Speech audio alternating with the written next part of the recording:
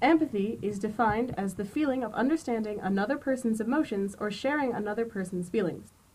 People tend to think of empathy as being an all or none situation in which a person either has complete empathetic control or none at all. Now, it's not always expected that a person will feel empathy for every situation, and in those situations, the word most often used is sympathy.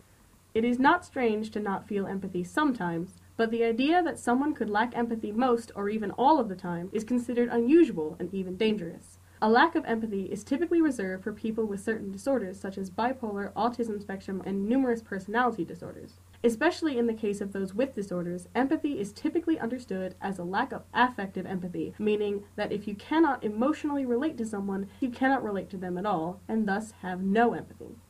There are two main types of empathy: affective/emotional empathy and cognitive empathy. Emotional empathy is being able to feel what others feel. Cognitive empathy is understanding someone's emotions. It is not necessarily feeling what another person feels, but being able to identify the emotional response as well as what caused said emotional response.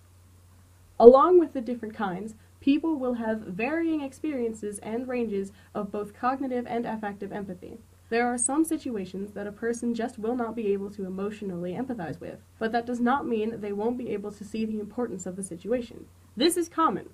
Affective empathy is not the only way to understand a person's situation.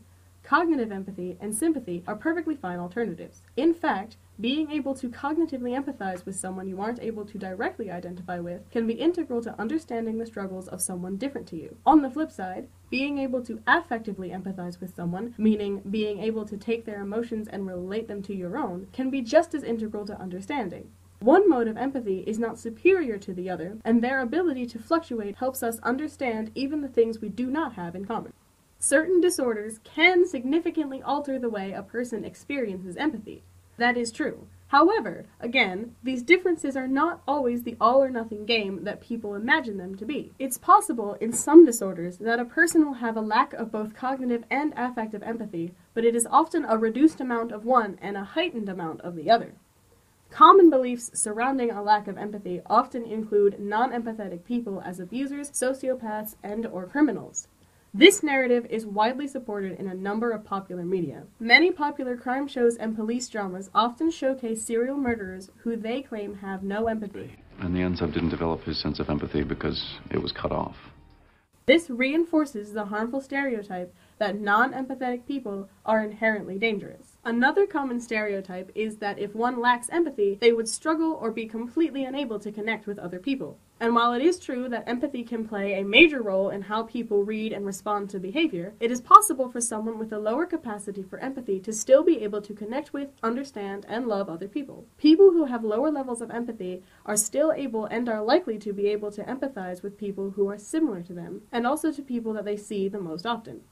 People who do not experience a normal amount of empathy are still able to experience love, sadness, anger, grief, excitement, fear, or any other emotion, despite the harmful idea that people who lack empathy are devoid of the range of human emotion. Despite what popular media representation would say, non-empathetic people are not guaranteed abusers or murderers. The difference in empathy could simply mean a difference in the way that person has relationships, which can be difficult to handle sometimes, but that is also simply the nature of knowing someone with a mind that is not like your own, which will probably be most of the people you interact with in your lifetime.